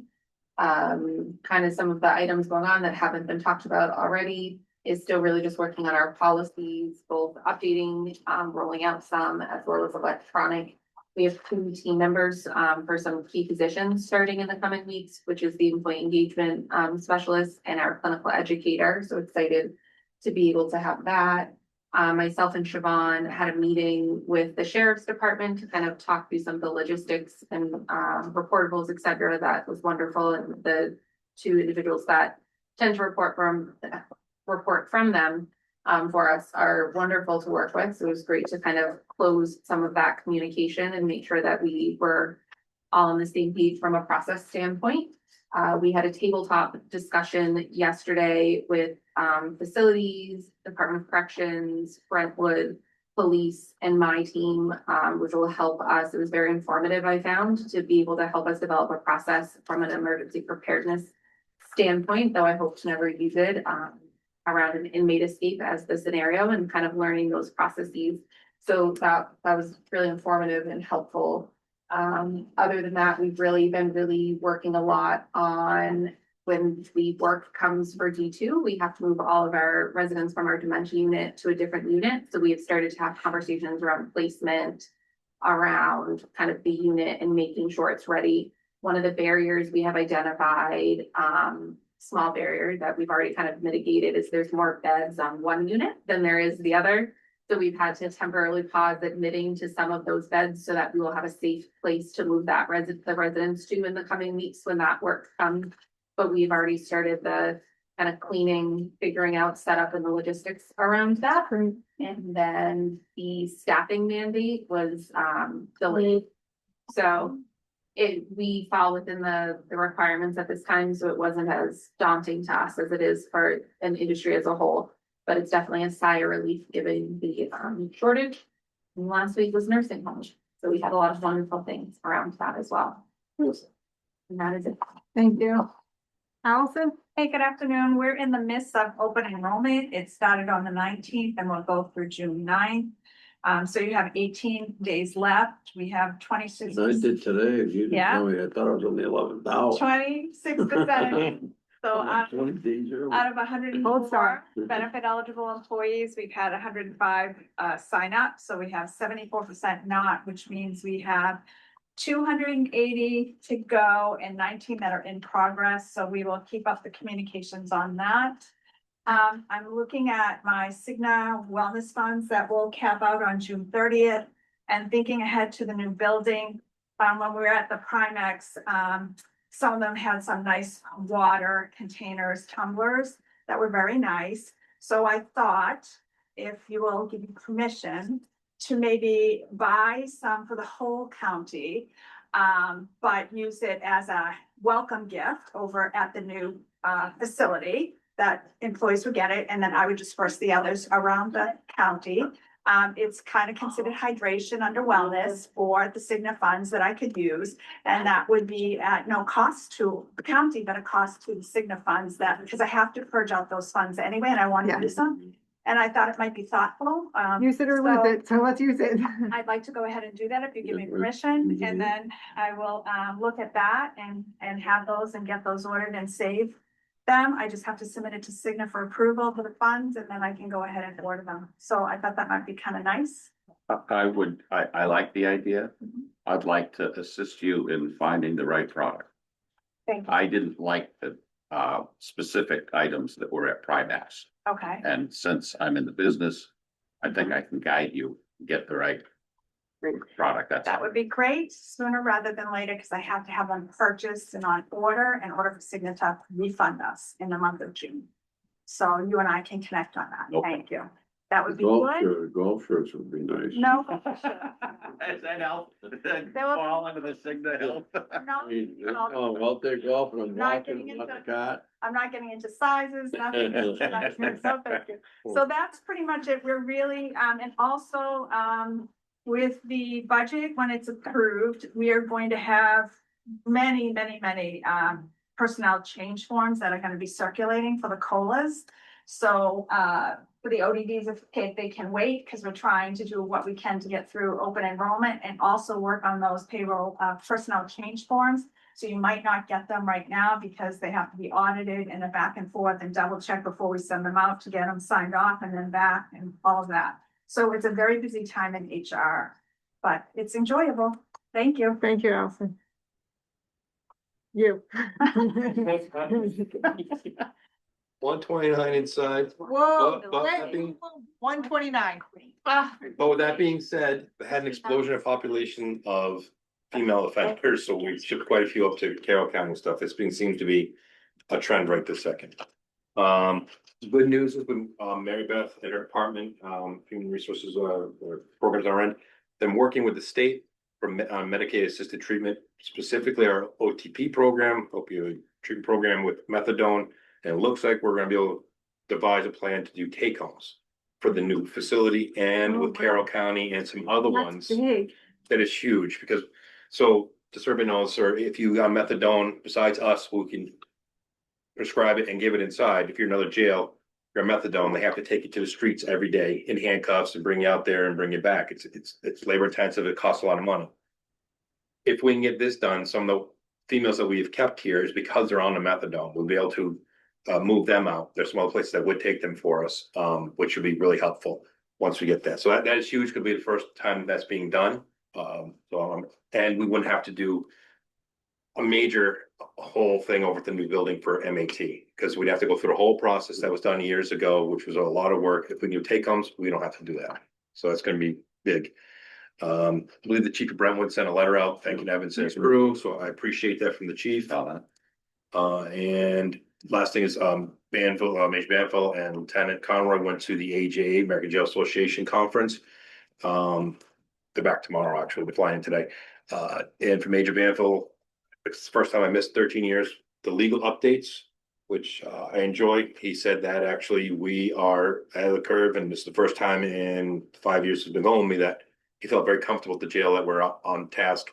No major things for us to actually have to look at. So we've been staying ahead of stuff. We'll knock on wood, and that's awesome. Major Banville is so good at staying on top of, I mean, he is a sharp ticket and really does like such a great job on the laws and policies, you know. That's all I have. Great. All right. Next we are moving into new business, old business, and I guess I'll turn it over to you, Commissioner. She's got to, because you have, well, with left curveballs and made me think of Commissioner Godu, you're up. I'd like to make a motion. I move that the Rockingham County Board of Commissioners send a letter to Harvey Construction informing them that we request all receipts for outside purchases that are being submitted for reimbursement with their application for payment in accordance with section 11.1.4 of our agreement. Second for discussion. Yes. Discussion?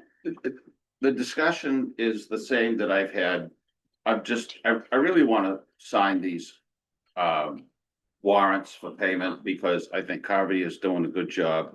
I'm compelled to see the receipts. And just an additional reason, and I'm not going to go over all the things that I've said before, but one of the issues is that all of the small tools that have been purchased for this project are our property.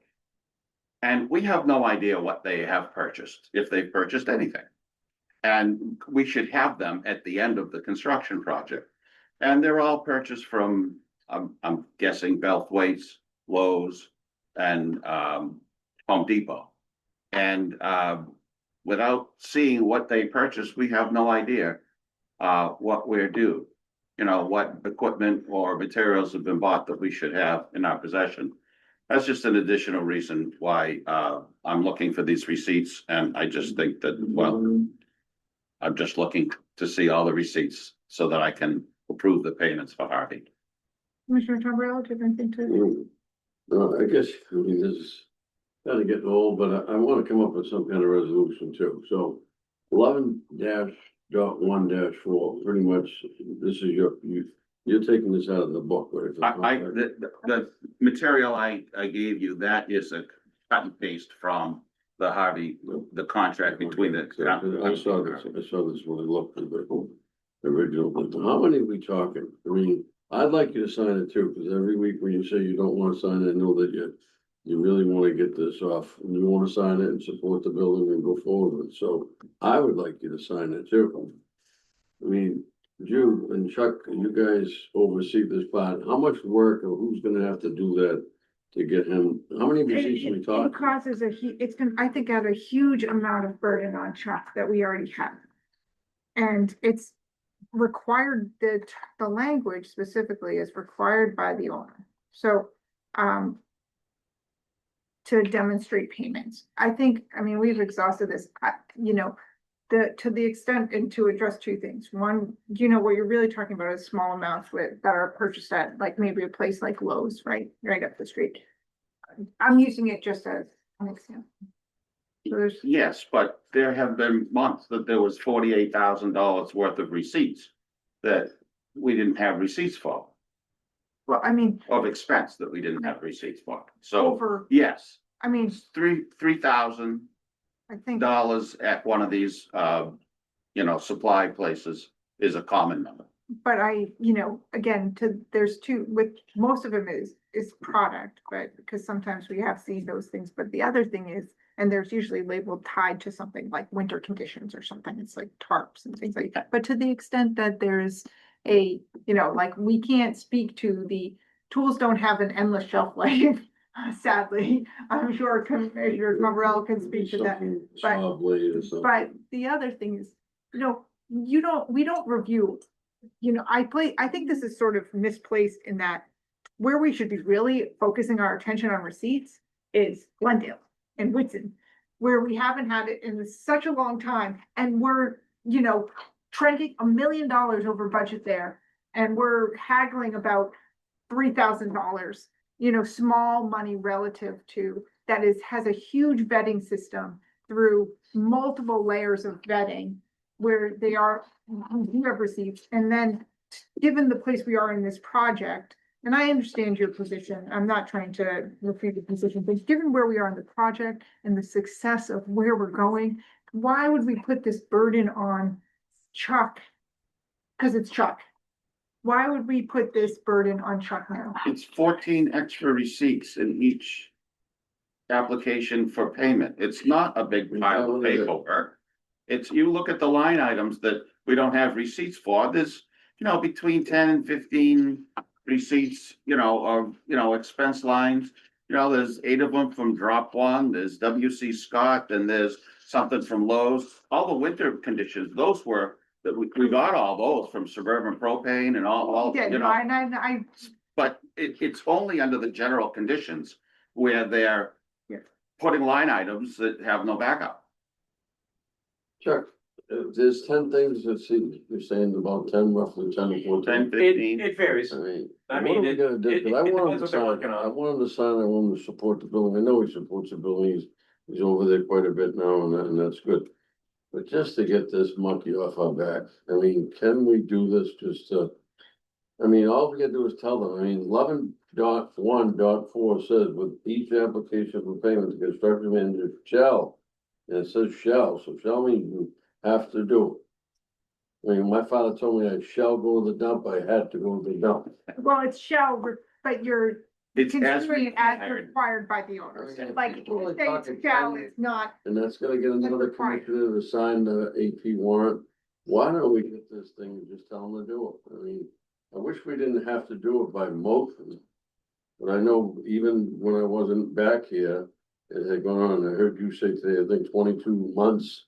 that you 22 asked. payments, 22 payments, so it's once a month, right? about. So why can't we just tell them, give us 10 receipts? Because It's it's not 10 receipts. No, I know. Chuck, yeah, what, It's not 10 but what's receipts. the definition of a lot of work? I know you already have enough on your plate. What is this gonna take on your end or Jude's end? Well, we're gonna view them, and then if obviously there's any discrepancies at all, we follow back up. So I mean, I will do the will of the board, but that's. It's several hours a month already. It's hours every month to make Well- sure it's right. It's 10 more receipts.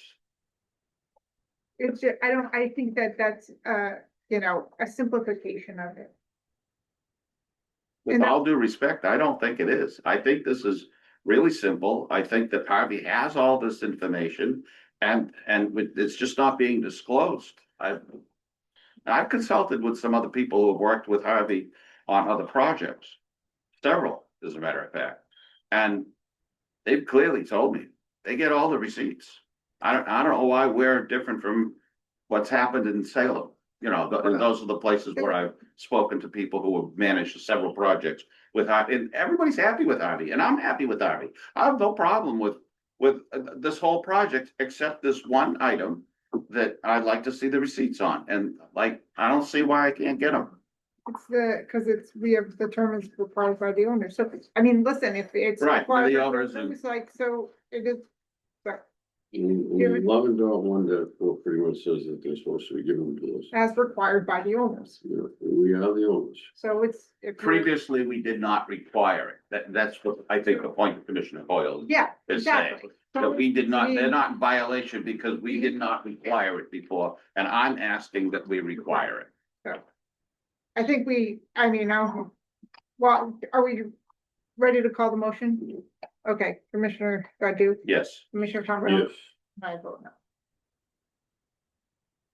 you gotta sign that next month. I will. I mean, it's just the demand on that you're putting on the permit. Okay, moving forward, any other new business?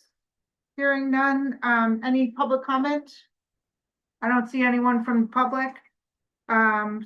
So I'll take a motion to enter into non-public. We have a number of non-public sessions. The agency, so make a motion in the non-public and then give for out of 1.8, Roman 3, Roman 2, A and C. Okay, I didn't. Any others? Just those two? Second, Okay, on the motion, Commissioner Godu, yes. Commissioner Tombrello, Yes. and I vote. So-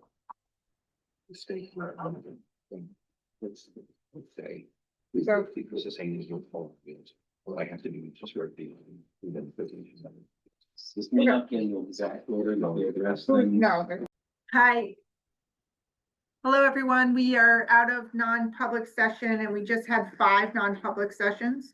And I moved to seal non-public session number 1 indefinitely pursuant to 91A:2A regarding personnel matters because it could adversely affect the reputation of someone other than a member of this board.